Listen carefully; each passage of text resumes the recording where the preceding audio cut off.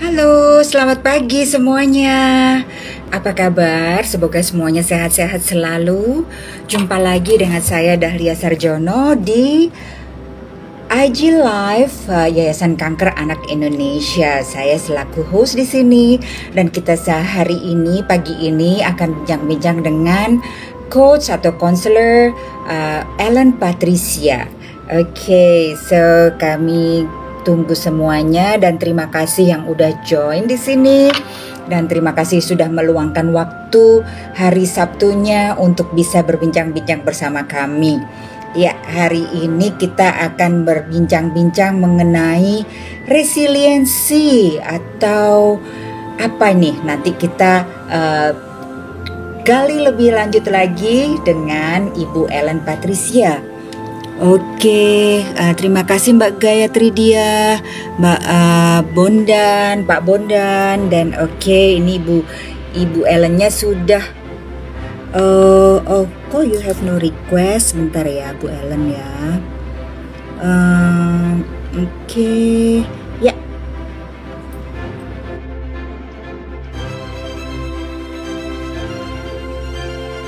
Oke, selamat pagi semuanya. Selamat pagi Ibu Ellen, apa kabar? Bersyukur sehat. Selamat pagi Bu Dahlia dan teman-teman semua yang sudah join di live hari ini.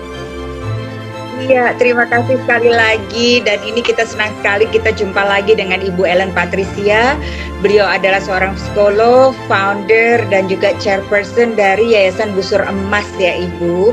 Oke, rasanya kita sudah tidak perlu mengingatkan lagi atau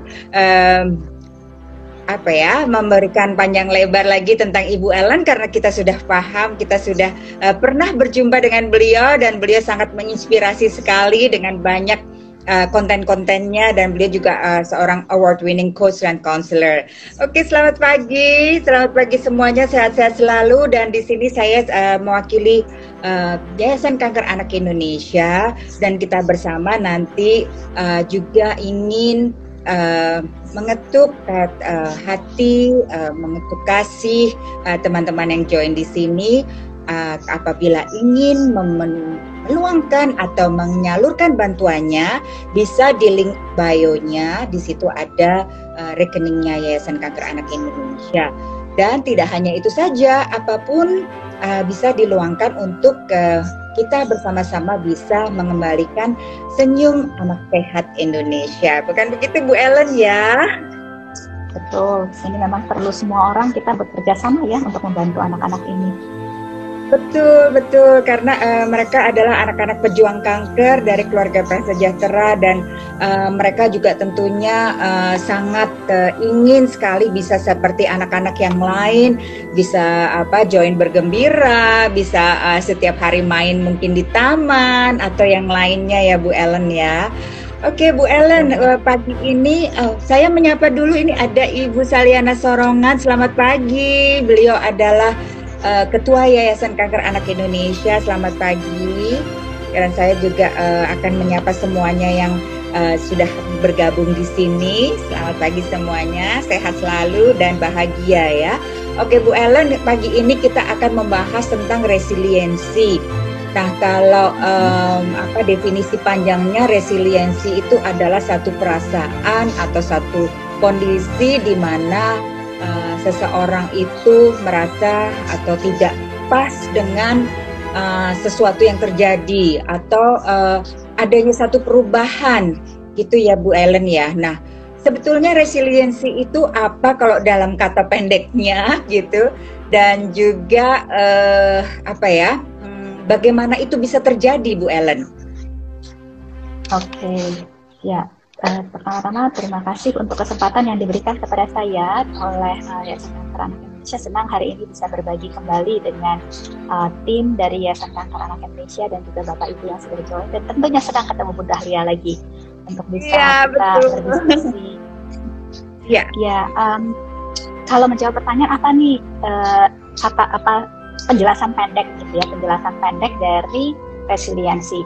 Kalau mau singkat saja, berarti resiliensi itu adalah kemampuan untuk bangkit kembali. Nah, kalau kita bilang resiliensi itu adalah kemampuan untuk bangkit kembali, kan berarti ada kondisi yang dia belum bangkit, gitu ya, sehingga dia perlu bangkit kembali. Dan ini menggambarkan situasi-situasi di mana resiliensi ini dibutuhkan, yaitu ketika kita sedang mengalami sesuatu hambatan, kita mungkin belum berhasil mencapai sesuatu, dan ketika kita belum berhasil, bagaimana kita mau mencoba lagi, itu menggambarkan resiliensi. Atau ketika kita merasa kita kecewa dengan suatu hasil, dan bagaimana kita mau mencoba lagi, itu resiliensi. Jadi bagaimana kita tidak berhenti, tidak menyerah, tetapi mau bangkit lagi, mau mencoba lagi, sampai kemudian akhirnya kita menemukan cara yang paling tepat untuk bisa berhasil. Karena belum tentu mencoba lagi dengan cara yang sama itu adalah sesuatu yang efektif ya. Betul. Tapi bagaimana kita mau mencoba lagi dengan cara yang berbeda sehingga kita bisa berhasil mencapai apa yang mau kita capai. Jadi kalau tadi ditanya selain ringkasan definisi pendeknya dan juga bagaimana mencapainya, salah satu cara mencapainya adalah kita perlu punya ya tadi itu bahwa ketika saya mindset bahwa ketika saya belum berhasil itu bukan berarti saya nggak mampu. Bisa jadi caranya yang tidak tepat.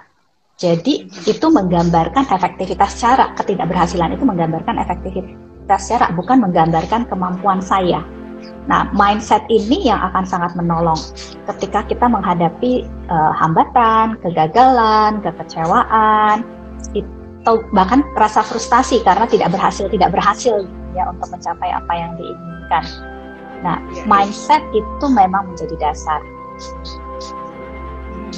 Jadi dasarnya itu mindset ya. Jadi bahwa apa yang kita usahakan itu belum tepat ya, dan itu berarti bukan salah ya. Jadi kita harus berusaha lagi ya. Betul. Kalau kita mau cari contoh siapa ya orang tokoh yang resilient, salah satu contoh yang paling resilient tentu adalah Thomas Alva Edison. Karena dia mencoba sampai 1000 kali, tetapi akhirnya dia tidak menyerah, walaupun dia gagal lagi ya. Tapi dia kemudian terus punya pikiran, oke, ini berarti caranya belum pas nih yang ini. Bukan berarti goalnya yang nggak mungkin, goalnya mungkin, tapi caranya belum ketemu. Ya. Sama kalau kita misalkan menghadapi suatu penyakit gitu ya, ada yang bisa sembuh, ada yang mungkin terminal, tetapi kan di tengah itu semua juga kita masih percaya sebagai orang yang di Indonesia ini kan kita memiliki ketuhanan yang Maha Esa sebagai dasar Pancasila kita ya, dimana kita percaya semuanya ada Tuhan ya yang melihat kita semua. Berarti kan kita masih percaya juga sama yang namanya miracle atau keajaiban. Bagaimana kita bisa tidak kehilangan harapan di tengah situasi yang sulit, di tengah situasi yang menakutkan. Itu pun juga bagian dari membangun resiliensi. Jadi selain mindset, juga kemampuan untuk terus mempertahankan harapan. Kemampuan untuk terus mempertahankan bukan cuma harapan tapi iman ya, karena kadang ada betul sesuatu yang jauh lebih besar yang kadang kita tahu kalau dengan cara manusia kita nggak bisa, atau kita udah coba pikir tapi caranya yang berbeda nggak ketemu ya. Berarti kan kita perlu istilahnya anugerah untuk bisa memikirkan. Tapi di satu sisi kan ada statement yang mengatakan bahwa Tuhan menolong orang yang memang mau menolong dirinya sendiri juga ya. Kalau istilahnya kalau saya mau ujian dan saya minta pertolongan Tuhan, ya saya juga perlu belajar. Jangan sampai saya nggak belajar terus minta Tuhan pokoknya nilainya baik gitu ya. Kan artinya saya juga perlu melakukan bagian saya gitu. Sambil saya berusaha supaya ada pertolongan yang diberikan atas usaha saya ini. Betul. Jadi bagaimana? Jadi jadi ya keimanan dan juga kita percaya dan juga kita juga memang harus dengan usaha ya, jangan hanya berserah diri kepada Tuhan terus oke deh saya pasrah aja sama Tuhan gitu. Tapi kan Tuhan seperti yang tadi Coach Ellen sampaikan gitu. Jadi Tuhan tuh seperti memberikan kita sudah suatu pancingannya ya gitu. Jadi kita tinggal oke gitu kita memancing ikannya gitu. Jadi ada usahanya. Betul, betul. Nah, ketika kita berusaha inilah, ketika kita belum berhasil, di sini butuh resiliensi. Jadi resiliensi ini bukan berarti kita hanya mengandalkan diri kita sendiri, tetapi resiliensi ini adalah bagaimana kita berpartner dengan Yang Maha Kuasa. Bukan dengan mengandalkan diri kita sendiri, atau ya kayak tadi Ibu Dahlia bilang, ya nyerahin semua ke Tuhan, tapi saya nggak usaha. Tetapi resiliensi ini adalah partnering dengan Yang Maha Kuasa, di mana saya melakukan terus bagian saya. Saya nggak menyerah, kalau belum berhasil saya coba lagi dengan sambil memikirkan cara yang berbeda, apa yang menyebabkan yang kemarin itu belum berhasil, itu saya terus berusaha untuk mencari tahu dan berusaha untuk memperbaiki usaha-usaha saya. Itu yang kita sebut partnering. Jadi sekali lagi ini merupakan suatu tindakan yang menurut saya bukan berarti kita sekali lagi menghilangkan ada komponen intervensi dari Yang Maha Kuasa. Ini adalah proses yang partnering dengan Yang Maha Kuasa. Jadi yang pertama adalah mindset. Yang kedua, melihat ini juga mindset kan ya, melihat bahwa proses ini adalah proses partnering dengan Yang Maha Kuasa, di mana kita membangun resiliensi ini. Dan resiliensi ini juga berbicara tentang bagaimana saya mengembangkan skill. Jadi selain mindset, juga perlu skill sebenarnya untuk bisa membangun resiliensi. Karena memang yang namanya pengelolaan emosi itu kan skill ya. Ketika kita merasa kecewa, ketika kita merasa demotivasi, ketika kita merasa semakin hilang harapan, bagaimana saya tetap bisa memotivasi diri saya sendiri, bagaimana saya tetap bisa terus menjaga agar harapan saya yang tadinya turun naik lagi, nanti turun lagi bisa tetap naik lagi. Itu adalah keterampilan yang perlu dibangun. Jadi resiliensi itu selain mindset, dia juga perlu keterampilan. Nah ini yang mungkin banyak pihak awam belum terlalu paham bahwa resiliensi itu nggak cuma masalah mindset, tetapi itu juga masalah membangun keterampilan, terutama keterampilan sosial tadi, keterampilan untuk mengelola emosi saya, supaya apa-apa yang tadinya turun bisa bangkit lagi. Kan tadi itu definisi pendeknya ya. Ketika kecewa, bangkit lagi. Jadi kalau tadi sudah partnering gitu dengan Tuhan gitu, partnering dengan kita juga dengan iman kita, dengan usaha. Apakah itu kita juga dengan kata lain kita juga berdamai dengan situasi itu? Tentunya ya. Karena ketika kita mau partnering, nggak mungkin kita partnering dengan dengan hati yang kesel gitu sama partner kita. Nanti kan partneringnya nggak akan efektif ya. Kalau kita mau berpartner kan kita harus partnering dengan hati yang memang penuh kepercayaan sama partner kita. Kalau kita bayangkan nih, kalau kita metaforakan dengan dunia saja gitu ya. Ketika saya mau partner dengan manusia lain, tapi saya penuh curiga sama orang ini. Ini kira-kira dia niat nggak sih mau kerja sama? Ini kira-kira dia mau nggak memberikan usaha terbaiknya gitu ya? Kan kalau saya negatif terus sama partner saya, lama-lama partner juga belum tentu mau kerja sama kita ya. Karena kok kayaknya kita nggak bisa percaya. Kalau kita mau kerja sama, kita harus percaya sama partner kita. Nah, membangun rasa percaya inilah, kalau di dalam konteks kita partnering sama Yang Maha Kuasa kan berarti kita membangun iman kita. Nah, iman dan harapan ya, gitu ya. Ini nggak mungkin terjadi kalau saya datang dari tempat yang belum bisa menerima bahwa memang kenyataannya ini belum berhasil. Kalau saya masih pahit dengan kenyataan itu dan belum mau. Ini masalah kemauan sih ya. Jadi gini, apakah saya mau menerima dengan apakah saya sudah bisa menerima, itu dua titik yang berbeda. Ya, karena dari kemauan itu kan decision, keputusan. Ya. Dari keputusan itu akan ada perjalanan untuk sampai akhirnya di tempat saya bisa menerima. Nah, Yang penting adalah perjalanan ini dimulai. Karena untuk bisa menerima kan pasti perlu proses ya. Nggak mungkin akan langsung hari ini saya mau menerima, besok saya sudah bisa menerima. Nanti ada apa lagi, kok kayaknya nggak bisa terima lagi, ya it's okay. Yang penting ada self-awareness. Nah, self-awareness inilah yang akan menolong saya untuk aware. Oh ya, ini kok saya jadi nggak bisa terima lagi nih. Berarti saya harus proses lagi diri saya. And it's okay, sekali lagi, perjalanan manusia tuh nggak ada yang garis lurus. Ya. Semuanya manusia itu jalannya pasti naik turun dalam bidang apapun. Termasuk mau kesehatan, mau keuangan, mau hubungan dengan orang-orang terdekat, ya dalam bidang apapun pasti hubungannya naik turun. Gak masalah, karena memang itu pola hidup kita. Yang penting pada saat saya sedang turun, saya sadar, oh ya ini saya sedang turun nih. Berarti saya perlu memproses diri saya supaya saya bisa naik lagi. Karena kalau nggak ada self awareness, ntar turun terus, akhirnya bablas gitu ya. Semakin kita turun, ngangkatnya kan usahanya semakin besar ya. Tapi kalau turun dikit udah langsung sadar, oh ya ini kayaknya saya lagi turun nih, berarti saya perlu bangkit lagi. Itu lebih cepat bangkit laginya dibandingkan udah turun jauh baru coba bangkit lagi. Sehingga self awareness itu menjadi sesuatu yang sangat penting untuk dikembangkan. Nah, kalau tadi ngomong skill, ini juga butuh skill, ini keterampilan membangun self awareness. Saya perlu meluangkan waktu untuk berlatih membangun kesadaran diri, mempertajam kesadaran diri sehingga saya makin lama makin peka. Jadi perlu waktu untuk melatihnya. Kemudian sebagaimana kalau kita berlatih keterampilan yang lain, kita perlu masukan.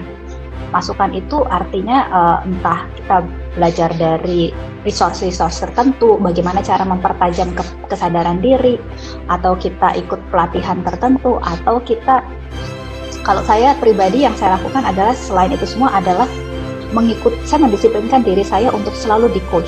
Sejak beberapa tahun yang lalu saya selalu punya coach untuk diri saya sendiri. Karena setiap manusia pasti punya blind spot. Ada hal-hal yang orang lain bisa lihat, tapi saya nggak bisa lihat. Dan itu semua manusia pasti punya. Nah, kalau saya nggak terbuka untuk bisa dilihat oleh orang lain, akhirnya blind spot saya kan tidak terkuak. Dan kalau itu tidak terkuak, ya saya akan terus-menerus ada di dalam blind spot saya. Self-awareness saya tidak semakin berkembang. Jadi bagaimana saya mau membuka diri untuk bisa dilihat oleh orang lain. Sehingga blind spot saya makin hari makin berkurang, dan semakin itu berkurang, artinya kan semakin banyak yang saya sadari untuk saya bisa proses di dalam diri saya. Wow, ini menyadarkan pada kita semua, seorang coach sehebat Coach Ellen aja masih memerlukan coach lain di luar dirinya sendiri ya. Jadi memang semuanya itu, dan itu betul sekali, karena kita juga kadang-kadang selain kita juga tidak tahu blind spot kita juga kadang-kadang ada di dalam comfort zone ya, Coach Ellen ya. Betul. Ya. Itu pun kadang kita nggak sadar bahwa saya sedang mendekam di dalam comfort zone saya. Ya. Kadang butuh orang lain untuk menyadarkan saya bahwa oh ya saya lagi mendekam nih di dalam comfort zone saya. Dan makanya saya nggak mau coba lagi, karena kalau coba lagi itu rasanya nggak nyaman. Dan saya sedang nggak mau keluar dari kenyamanan saya. Padahal kalau yang namanya pertumbuhan, perkembangan, hasil yang next level gitu ya, kita bilangnya yang tidak seperti yang sekarang tetapi di luar atau lebih dari yang sekarang, pasti itu adanya di luar zona nyaman. Nggak pernah ada di dalam zona nyaman. Iya. Hanya kitanya aja yang kadang-kadang emang jadi nggak mau gitu, karena udah nyaman ya udah gitu ya. Gitu. Nah ini tuh apakah berhubungan dengan ketika seseorang itu resilient gitu, dan apa manfaat pada saat orang itu sudah resilient, dan mungkin dijelaskan dulu kalau seseorang itu resilient itu sebenarnya seseorang yang sudah di dalam fase apa? Oke, jadi resiliensi itu sebenarnya kan tadi kemampuan untuk bangkit kembali, dan itu sifatnya sebenarnya bukan titik tapi spektrum. Artinya kita nggak bisa bilang, oh yang ini resilient, yang ini nggak resilient, ya. Karena tingkat resiliensi juga kan bervariasi antara satu orang dengan orang yang lain. Ada yang agak resilient, ada yang lumayan resilient, ada yang sangat resilient gitu ya. Jadi sifatnya seperti spektrum resiliensi itu.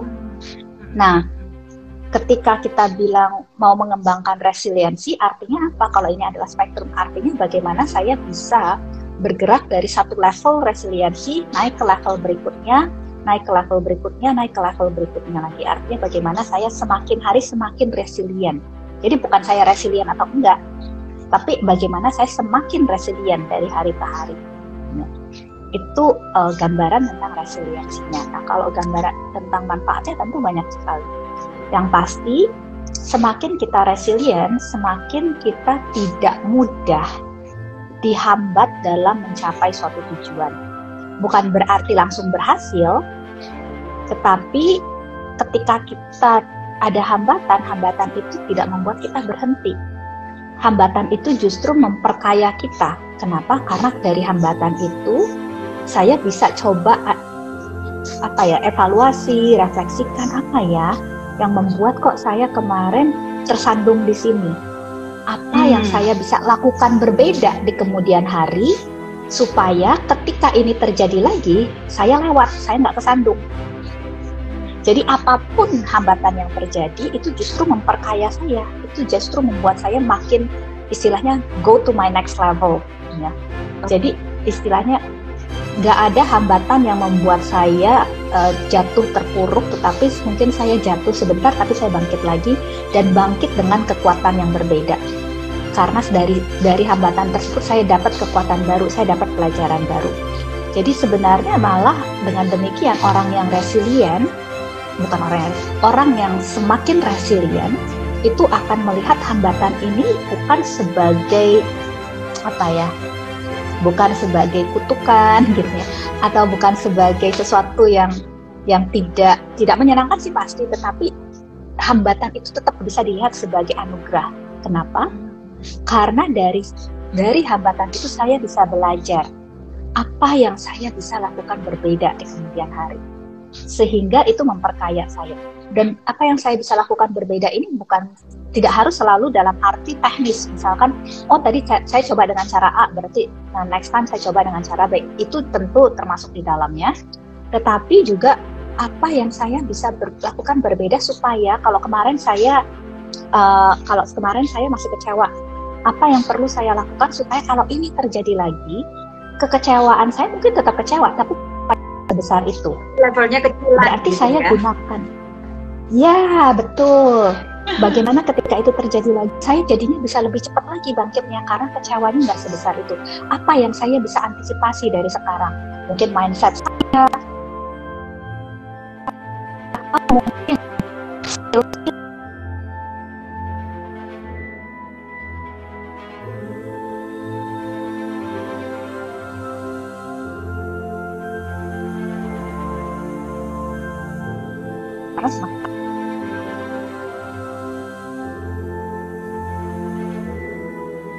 kita sekali lagi bukannya dipatahkan oleh hambatan, tetapi malah hambatan itu memperkuat kita.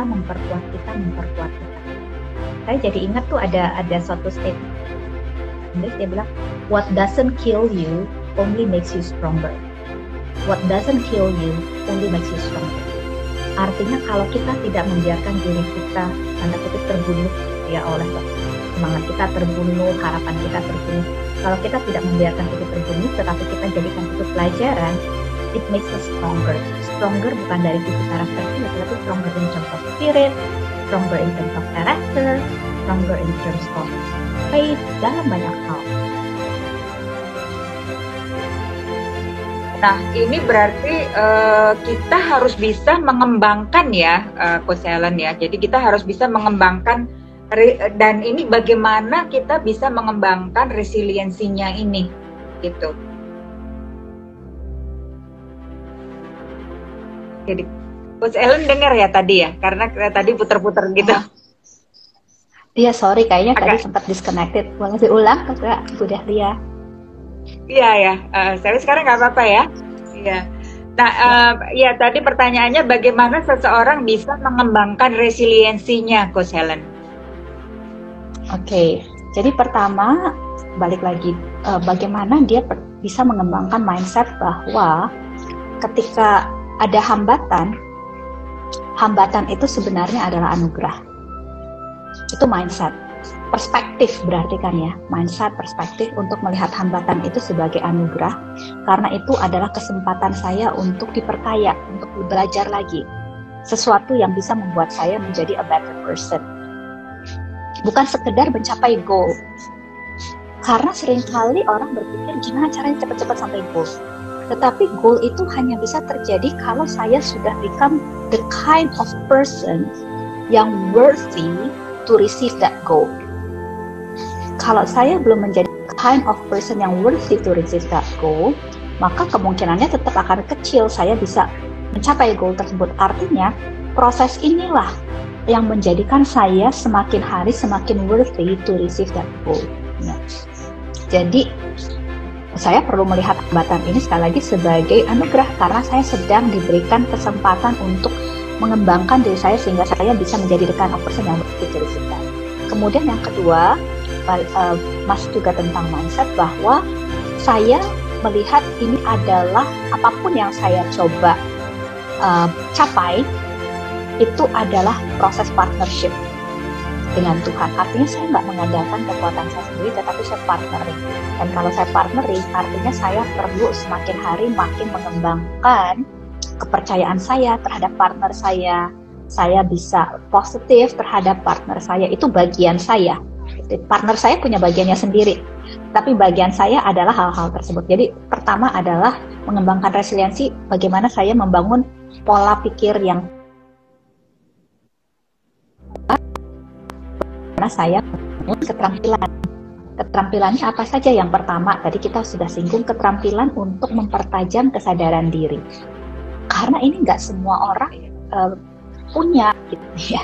Banyak kita bisa mungkin temui, gitu ya, orang-orang yang memang kesadaran dirinya rendah. Karena kesadaran diri itu kan sesuatu yang perlu bisa semakin dalam. Jadi bagaimana saya bisa membangun keterampilan untuk lebih tajam lagi melihat diri saya.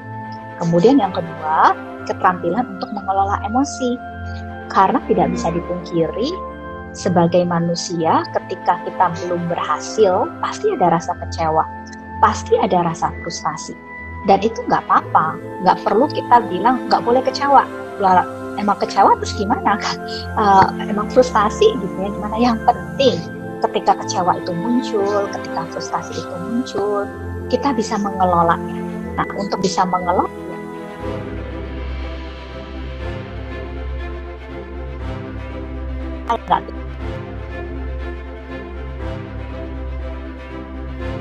Coach Ellen, maaf ini ada menerima hello. Ya, suara saya masih terdengar nggak ya? Iya, Coach Ellen agak putus-putus, terus udah gitu wajahnya pixelized gitu, Coach Ellen. Kenapa ya? Di sayanya jelas sih ya.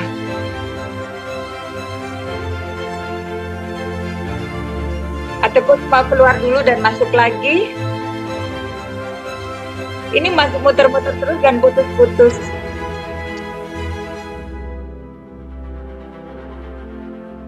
Halo, coba teman-teman yang sedang bergabung bersama kami di sini, apakah melihat Coach Ellen dengan jelas atau sama seperti saya melihatnya terputus-putus suaranya dan wajahnya buram? Oke, saya coba ya, saya keluar dulu nanti masuk lagi. Iya, boleh Coach Ellen. Ini sekarang sih ya, jadi jelas enggak gitu Coach Ellen. Oke, saya coba ya.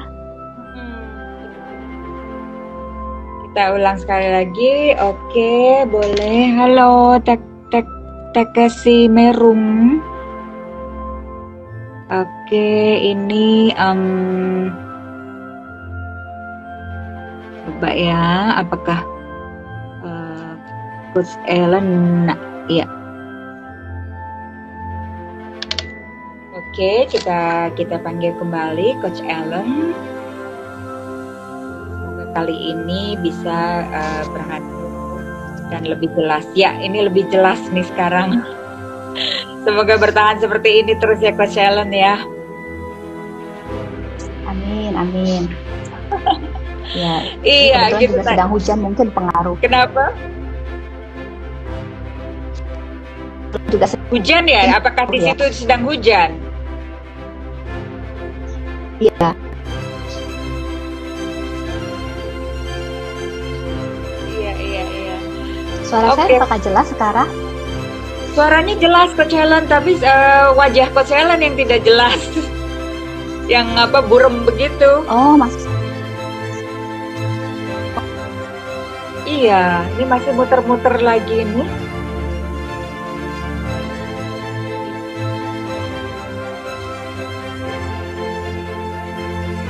Oke, so tadi kita bagaimana seseorang bisa dapat mengembangkan resiliensinya.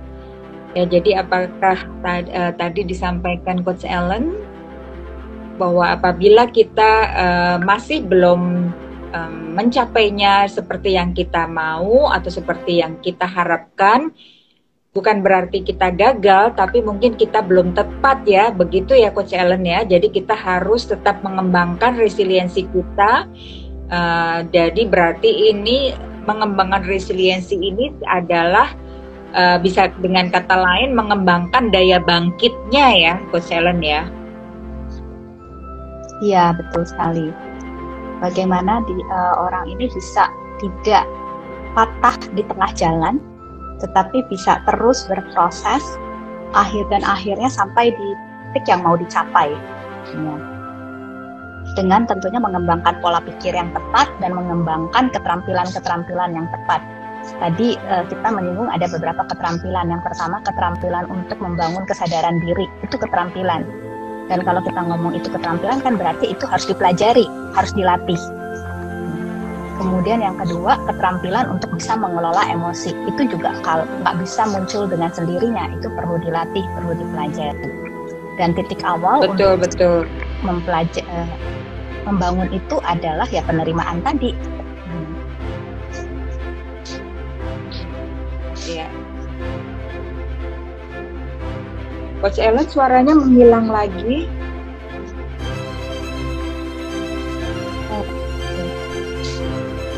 Halo, teman mungkin boleh kami dikasih masukan apakah ini jelas? Oke. Ya tadi jadi bagaimana supaya kita juga bisa mengelola perasaan agar tidak stres ya Coach Ellen ya. Jadi jangan sampai timbul. Ya, betul. Betul. By the way, kalau begini suaranya lebih jelas nggak ya? Suara jelas. Nah, tapi wajahnya hilang timbul. Iya sih.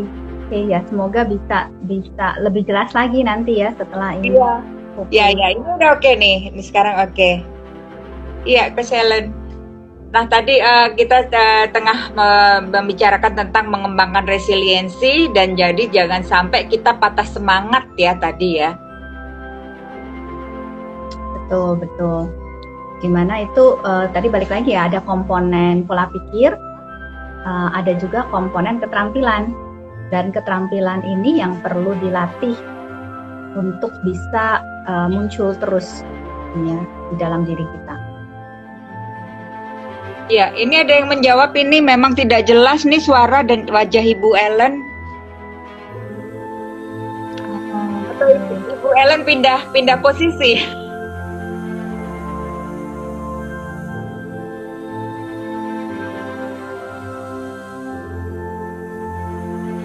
Oke. Kalau sekarang? Nah, sekarang sih oke. Dari saya di sini oke, baik.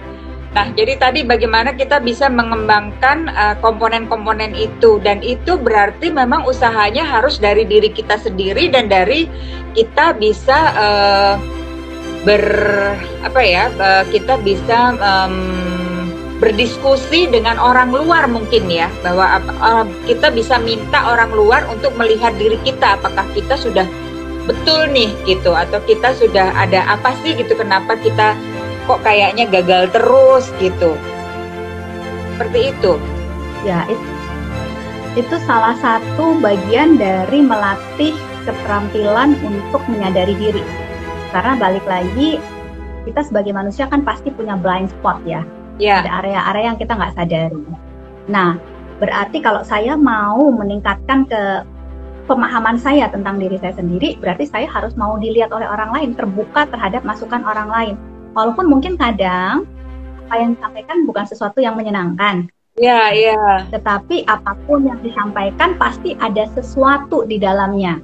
Nah, sesuatu itu yang kita perlu cari. Jadi pada saat kita mendengar, itu mendengarnya dengan sedapat mungkin dengan emosi yang stabil, sehingga kita bisa menangkap apa sebenarnya yang bisa kita pakai atau kita manfaatkan dari apa yang disampaikan. Jadi itu menjadi keterampilan juga sebenarnya. Berarti kan keterampilan antara pengelolaan diri dengan pengelolaan emosi itu akan saling terus tiktokan ya, kait mengait di dalam berbagai konteks. Iya, betul. Ini saya jadi mengingatkan saya sama Vincent van Gogh, itu pelukis. Ya, gitu. Jadi Vincent van Gogh kan melukis terus, dan dia sampai terakhir itu dia di titik yang dia frustrasi, yang dia sampai mengiris kupingnya sendiri itu kan. Nah, tapi dia akhirnya diselamatkan oleh kakaknya, jadi saudara laki-lakinya atau kalau nggak salah gitu. Jadi dia sampai pindah kota begitu. Nah, ini mungkin juga ini bisa menjadi contoh gitu ya. Tapi jangan sampai potong kuping deh. Betul. Nah, itu sebenarnya contoh dari kalau kita bilang keterampilan untuk mengelola emosi. Salah satunya itu ya. Ketika kita mau mengelola emosi, itu kan selalu ada dua jalur yang perlu berjalan berbarengan. Jadi saya bilang bukan either or, tetapi harus paralel gitu ya. Yaitu yang pertama namanya self regulation. Jadi kita mengelola diri kita sendiri.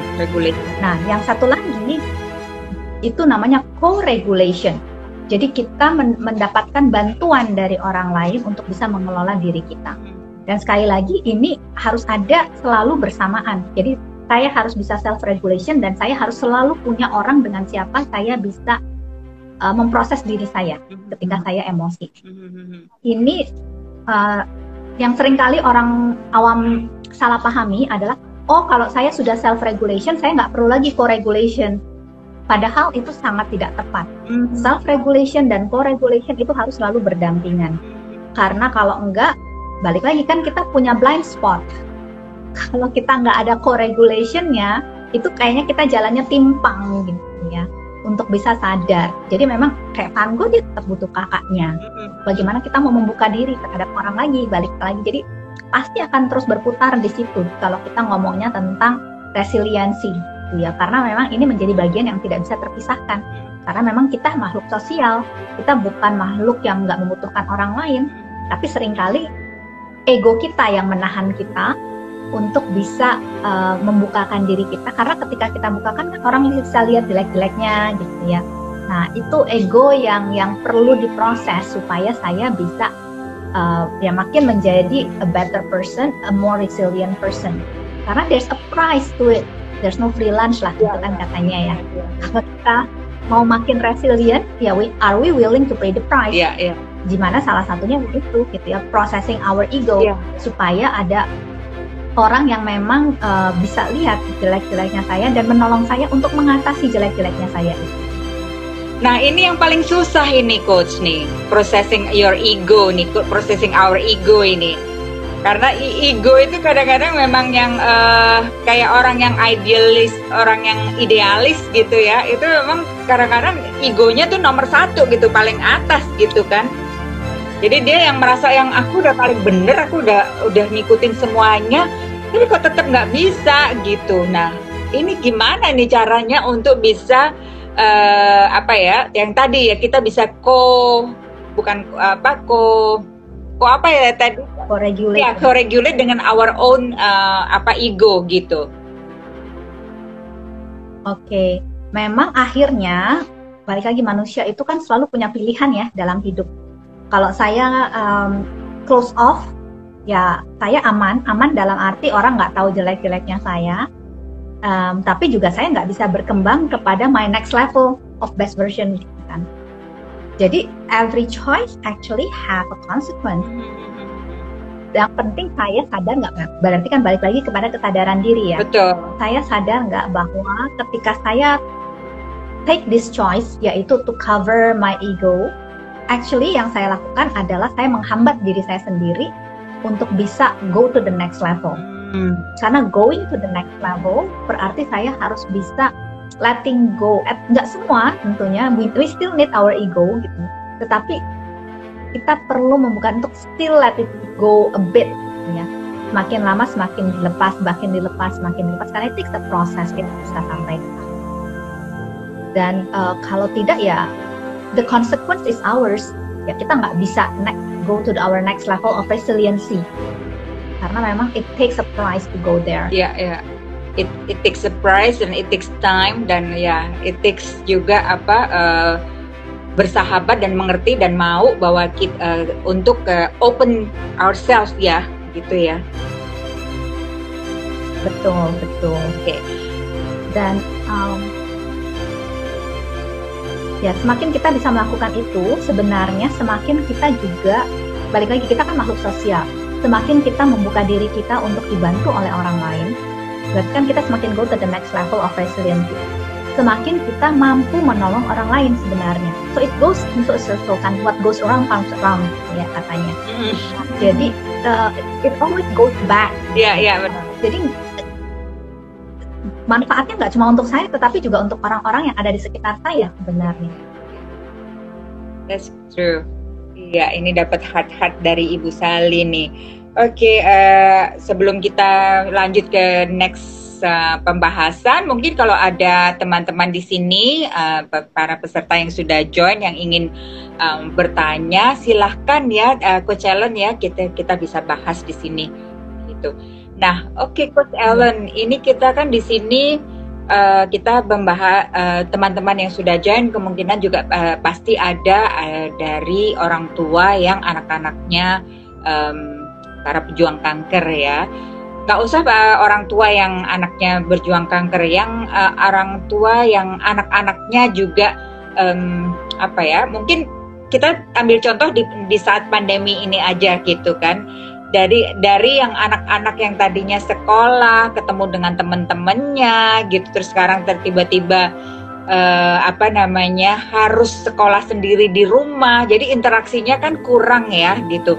Nah, kita tidak jarang pasti bertemu dengan kondisi di mana kita sebagai orang tua menemukan anak berhadapan dengan anak yang tidak resilient ini gitu. Kalau tadi dengan anak yang dengan kanker, dia tidak resilient karena dia tiba-tiba merasa kok aku harus ke dokter terus gitu, kok aku harus dimasukin infus gitu ya, terus kok aku nggak boleh main lagi gitu dan sebagainya.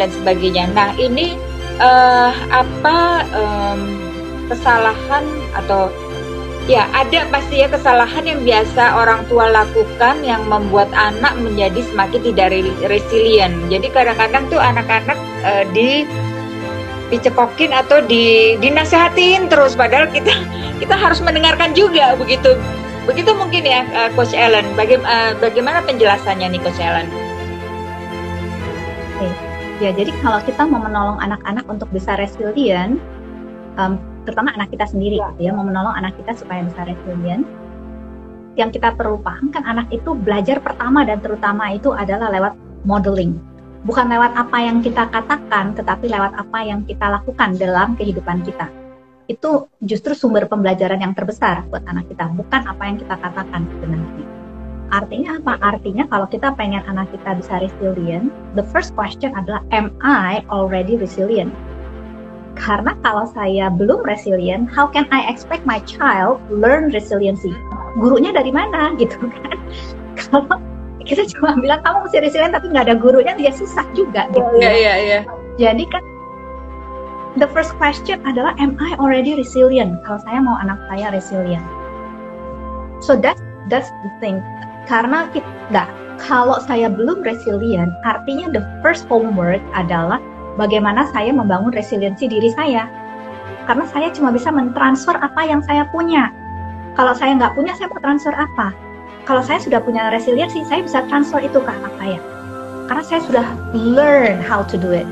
Sehingga saya bisa pass on, how do I learn it kepada anak saya. Tapi kalau saya belum belajar how to do it, then what would I pass on gitu kan. Saya cuma pass on teori yang kita aja nggak bisa, apalagi anak-anak. Iya. Kalau dalam hal resiliensi ini. So that's the first thing yang kita mesti coba lihat dulu ya, kalau kita mau membangun resiliensi anak-anak kita. Jadi start with ourselves, build it for ourselves first, then we can pass it on. Karena kita bisa bicara dari our own experience, how to learn it. We know the up and downs and how to move through the up and downs. Jadi itu nggak sekadar teori yang kita omongin ke anak-anak, tetapi itu menjadi something yang real life experience yang memang itu benar-benar akan bisa tertransfer, dan biasanya itu akan lebih impactful ya. Kalau yang kita ngomong tuh nggak cuma teori, tapi yang kita ngomong itu benar-benar real life experience. Dan another thing adalah bagaimana kita menyikapi, selalu mulai dengan mindset yang tadi ya. Kalau kita mau membangun resiliensi, selalu mulai dengan mindset. Saya jadi teringat, ini memang bukan kanker, tetapi I think it's quite prinsip-prinsipnya cukup general. Jadi ini ada satu ayah yang dia dikasih tahu anaknya itu menderita penyakit yang tidak bisa disembuhkan. Anaknya baru 2 tahun. Dan waktu yang dimiliki oleh anak ini cuma beberapa bulan. Tentu sebagai orang tua kita bisa bayangkan pasti shock banget nih orang tuanya ketika menerima kabar tersebut ya. Anaknya baru 2 tahun, kayaknya lewat balita aja belum, kok udah kayak begini, cuma punya waktu beberapa bulan. Terus yang dia katakan adalah, dia tentu it's normal kalau waktu itu dia masuk ke dalam kesedihan yang mendalam. Saya yakin itu semua orang tua juga pasti akan seperti itu ya ketika mendengar kabar itu. Dan tapi setelah dia masuk ke dalam kesedihan yang mendalam, akhirnya dia sampai pada satu titik.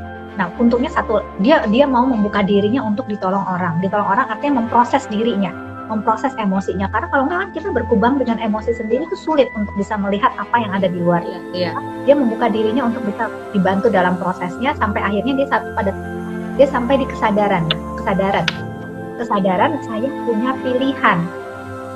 Saya mau terus-menerus menangisi apa yang anak saya nggak akan punya. Dia nggak akan punya kesempatan masuk SD, dia nggak akan punya kesempatan untuk bisa main ini dan itu yang hanya bisa dilakukan di usia yang sudah lebih dewasa. Saya bisa punya kesempatan untuk menangisi, atau saya bisa punya kesempatan untuk make this remaining month the best month ever yang anak saya pernah alami. So what do I want to take? Jadi dia I think the choice is better to make the remaining month the best month ever. Kalau memang dia masih punya kesempatan, this is going to be the best month ever yang dia miliki. Jadi benar-benar itu dimanfaatkan sebaik mungkin apa yang ada. This shows about the shift of mindset, gitu ya. Bahwa bagaimana saya tadinya fokus kepada apa yang hilang, sekarang saya fokus kepada apa yang masih ada dan celebrate apa yang masih ada. And it makes a lot of difference, gitu ya. Itu ngomong tentang resiliensi, bagaimana kita bisa gak dipatahkan oleh kesulitan, oleh hambatan, oleh sesuatu yang mengecewakan, tetapi kita bangkit dan make the best of it. Itu yang kita bilang resiliensi. Wow, iya, saya juga jadi mengingatkan yang juga sama sih kayak di YouTube gitu. Jadi the last hours of my daughters gitu. Jadi yang kayak banyak sih ya kalau gitu kita lihat gitu ya. Jadi yang betul-betul. Jadi orang tua ini satu memang harus memperlihatkan jadi contoh ya gitu. Jadi jangan cuma bicara tentang teori-teorinya, tapi juga menjadikan contoh misalnya juga kepada anak ini. Oke, kalau contoh yang paling gampang mungkin juga bangun tidur, ini nota tempat tidurnya gitu. Jadi jangan selimut berantakan gitu kan, gitu. Nah itu satu gitu kan. Nah jadi satu mencontoh, kedua jangan bicara teori saja, dan tiga memang jadi yang make the best of it gitu ya. Betul. Kan saya jadi ingat itu ada pepatah di bahasa Inggris bilang, when life throws you lemon, make you lemonade. Yeah. Jadi apapun yang ada di depan kita, make the best of it. Termasuk tadi hambatan. How we will make the best of it ya. Kita jadikan itu pembelajaran yang memperkaya. Itu kan how we make lemonade out of lemons. Betul. Ya. How to make lemonade out of lemons. Ya betul. Sama seperti yang yang saya lihat juga di YouTube itu, seperti akhirnya rumah sakit memperbolehkan ada service dog gitu, ada anjing yang tugasnya itu gitu. Jadi yang membuat anak ini tidak hanya anak sih, jadi semua orang yang sepertinya tadi merasa yang di terminal hours gitu, tapi dia menjadi the best of it karena dia very close gitu. Jadi anjing ini tuh bisa deket banget gitu. Yes. Itu benar-benar menjadi suatu sumber resiliensi yang besar, karena itu membuat kita sekali lagi, whatever life throws at us, we can always make the best of it. Kita tidak dipatahkan, we can always make the best of whatever life throws at us. Itu salah satu karakter resilience yang sudah sangat tinggi ya. Iya, tapi semuanya tadi juga teman-teman di sini juga tidak harus kecewa atau tidak harus merasa bahwa aku berarti belum resilient gitu karena aku belum berhasil, karena semuanya tadi ada tahapannya ya. Ada proses. Betul. Dan kan kita datang dari berbagai background, latar belakang orang tua, background pendidikan, background exposure terhadap hal-hal yang terkait pola pikir, exposure terhadap keterampilan soft skill tadi, yang tentunya itu mempengaruhi kita. I think we can always start dari dimana kita berada, dan setelah itu keep moving forward. Dan yang menurut saya the best adalah we run our own race. Artinya saya nggak compare. Yeah. Kok saya kayak gini sih, padahal mestinya nggak bisa kayak gitu. Lah, mungkin dia bisa seperti itu karena dia datang dari posisi yang berbeda. Betul. Tetapi bagaimana saya bisa melihat diri saya, dan dari titik saya berada, apa yang saya bisa lebih maju lagi, dan apa yang saya bisa lebih maju lagi. I think that's the most important. Ya. Dan energinya jadi lebih efektif juga kepake untuk itu, karena it takes energy to compare sih sebenarnya. Betul. Untuk bisa ya, sama seperti tidak selamanya rumput tetangga itu selalu hijau, dan kita juga tidak tahu bahwa tetangga itu udah ngapain aja bikin rumputnya hijau, ya kan? Betul. Dan yang penting kita fokus sama our own resiliency growth, ya. Oke, saya masih perlu bertumbuh di mana lagi nih untuk bisa saya resilient. Itu aja sebenarnya akan butuh waktu, butuh energi, dan bahkan butuh resources yang lain. So, if we focus on that, I think we make better use gitu ya of our time, of our energy, dan our resources. Ya. Oke, Coach Ellen, ini buat teman-teman di sini yang sudah join di sini, apabila ada yang ingin consult lebih lanjut, mungkin Coach Ellen ada program-program dari Yayasan Busur Emas atau dari Coach Ellen sendiri yang bisa disampaikan di sini? Oh, ya, kita ada beberapa program sebenarnya, cukup banyak. The nearest one adalah Sabtu depan sebenarnya. Sabtu depan itu kita ada workshop untuk para orang tua dan pendidik tentang bagaimana menolong anak mengatasi perasaan frustrasi melalui bercerita.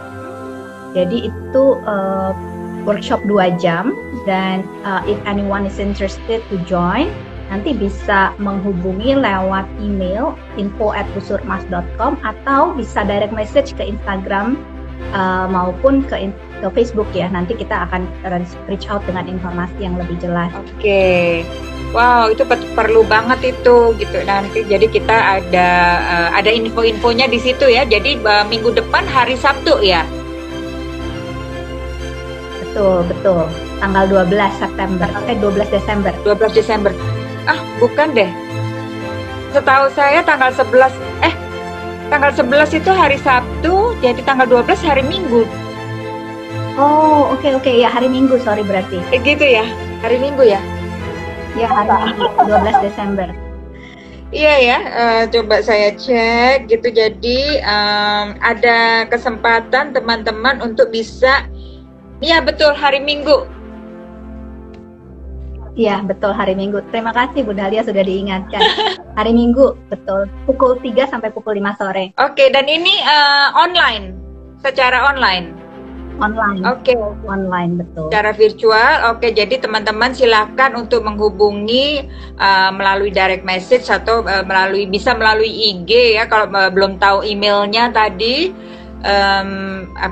ke Yayasan Busur Emas, dan nanti di sana akan ada cara-caranya ya bagaimana bisa mengikuti, dan itu selama 2 jam. Dan ini nanti diajarkannya tadi itu melalui storytelling. Jadi ini yang telling ini si anak atau orang tuanya?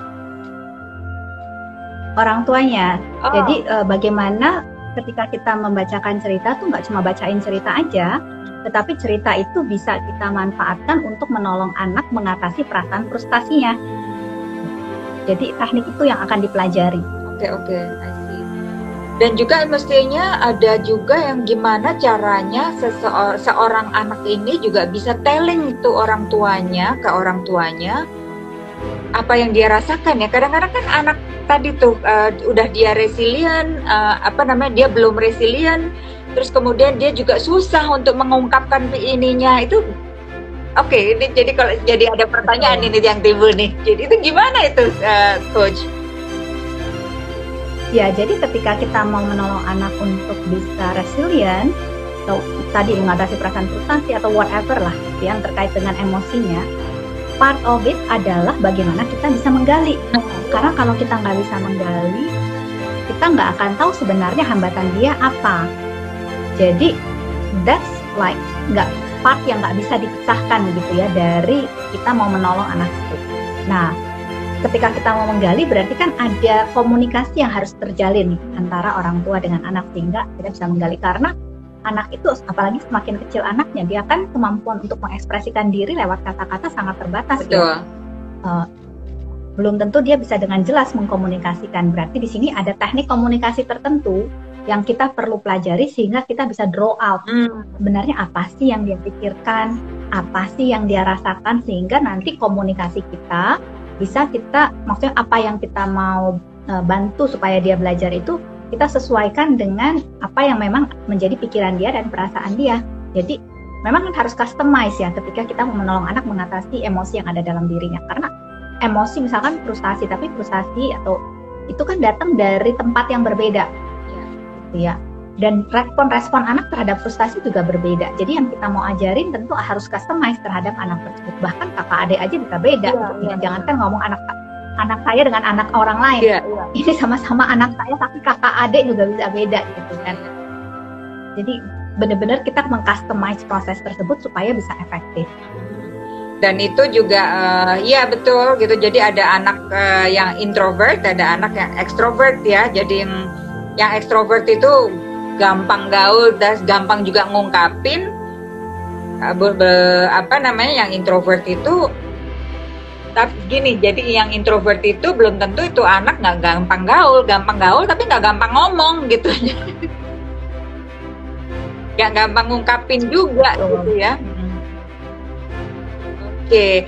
Bahkan yang ekstrovert pun bisa jadi dia ekstrovert gampang mengungkapkan, tapi yang diungkapkan bukan intinya, mengungkapinnya sana sini tetapi sebenarnya intinya nggak dapet gitu. Aduh rumit ya kalau kita banyak hal yang harus kita pelajari di sini ya.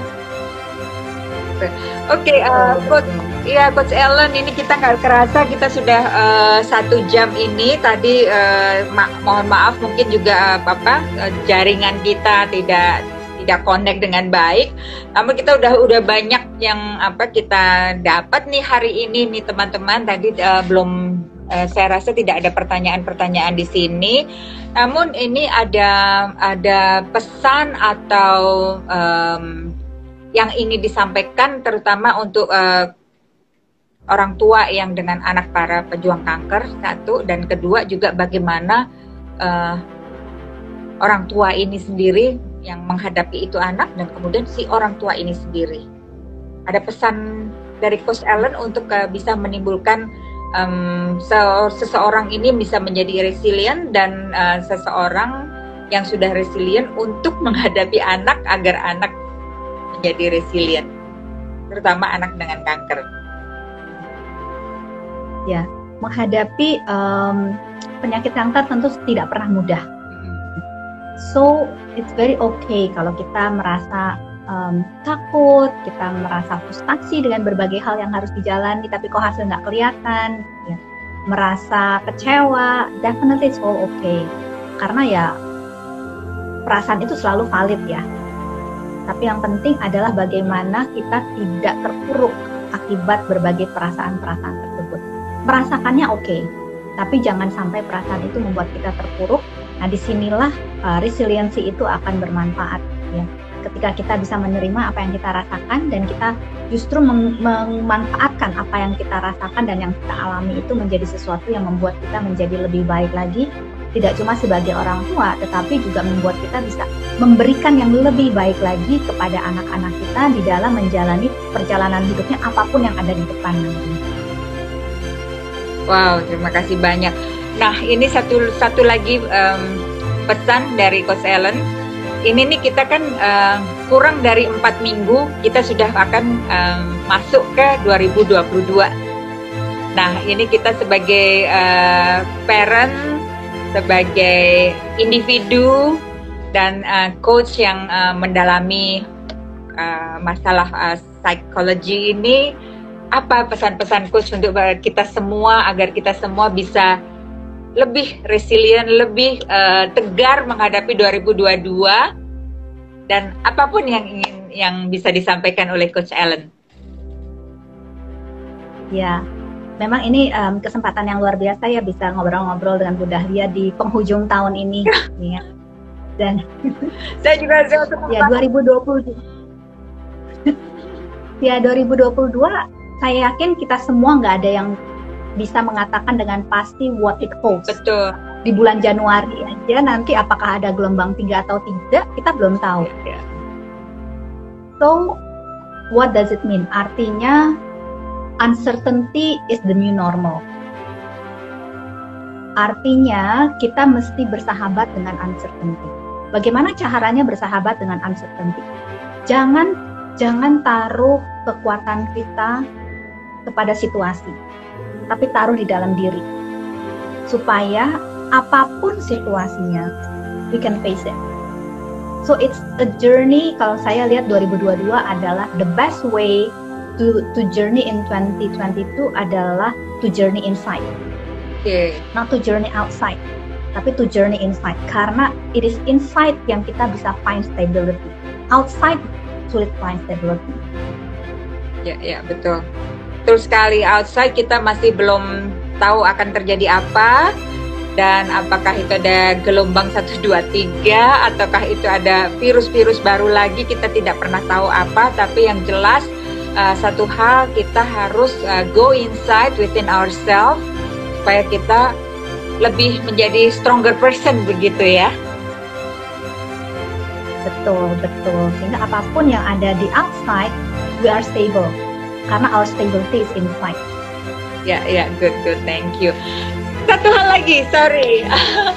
Mungkin bisa dibangkitkan semangat teman-teman ini supaya bukan dibangkitkan sih, kita bergandengan bersama agar kita bisa tetap terus bergandengan dan mengembalikan senyum anak sehat Indonesia. Ya, Jadi buat saya it's a privilege ya bisa share di dalam acara dari Yayasan Kanker Anak Indonesia. Karena actually buat saya mereka sesama, ya mau dia usianya berapa itu adalah sesama. Dan the more I help others, the more I help myself actually. Yeah. So kita perlu melihatnya dari perspektif tersebut. Karena saya sangat meyakini keberadaan kita semua di muka bumi ini adalah to evolve, untuk berevolusi menjadi a better and better person.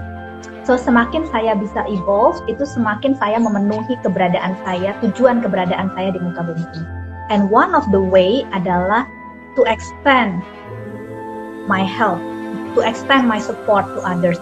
Dalam hal ini juga kepada anak-anak yang menderita kanker, how can I extend my support to these people? Karena dengan begitu saya tidak cuma menolong mereka, tetapi saya juga menolong diri saya sendiri to evolve as a better person. Oke, terima kasih banyak aduh Ibu Ellen dan semua ibu-ibu di yayasan, ibu dan ada bapak waktu itu ya, di Yayasan Busur Emas. Terima kasih banyak atas kerjasamanya atas nama Yayasan Kanker Anak Indonesia. Dan saya rasa Ibu Ellen ini yang kita nggak ngomongin terakhir, tapi untuk Desember ini Ibu Ellen ya jadinya ya. Karena kan kita satu kali setiap bulan ya, gitu.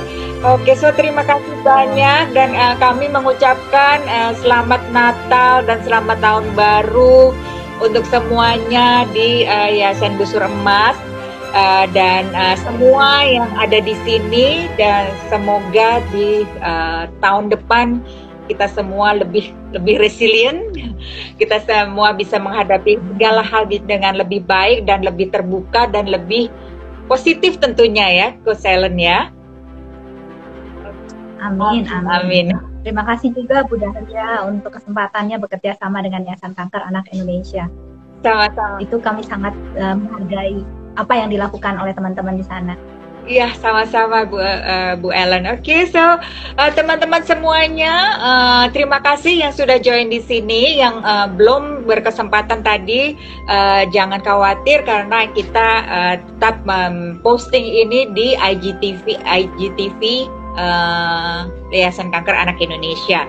So semuanya, semoga semua yang kita bincang-bincangkan hari ini menginspirasi ya Coach Ellen, dan jangan khawatir bahwa kita semua tidak sendiri dan kita semua bisa bergandengan tangan untuk menghadapi hal-hal yang kita hadapi, dan semuanya tentunya kita berharap akan menjadi lebih baik ya. Ini ada, terima kasih Ibu Ellen dan Ibu Dahlia, sama-sama terima kasih semuanya, terima kasih untuk cinta-cintanya di situ. Dan oke, salam sejahtera, salam bahagia buat semuanya di Yayasan Busur Emas. Dan salam buat semuanya teman-teman yang ada di sini, dan sekali lagi terima kasih sudah bergabung bersama kami. Semoga yang kita bincang-bincangkan hari ini membawa manfaat. Oke, selamat berhari Sabtu, selamat weekend, dan sampai jumpa. Sampai jumpa semuanya. Sampai jumpa. Selamat berakhir pekan. Selamat berakhir pekan. Bye. Saya pamit ya. Ya. Oke, so semuanya sebentar lagi kita juga undur diri. Saya Dahlia Sarjono, terima kasih bagi semuanya yang sudah bergabung bersama kami hari ini. Dan tentunya kita semua ingin dan kita semua berharap bahwa kita semua akan sehat-sehat selalu, dan terutama adik-adik, anak-anak pejuang kanker juga akan kembali sehat, kembali pulih, dan kita kembali melihat senyum anak sehat Indonesia. Dan teman-teman yang ingin membantu, ingin mendukung semua program, dan ingin turut memberikan kasihnya, dapat menyalurkan melalui rekening Bank Yayasan Kanker Anak Indonesia yang ada di link bio di Instagram Yayasan Kanker Anak Indonesia. So sekali lagi terima kasih, dan sampai jumpa di bincang-bincang yang akan datang. Dan dari saya pribadi juga ingin mengucapkan selamat Natal bagi yang merayakan, dan selamat Tahun Baru. Bye for now.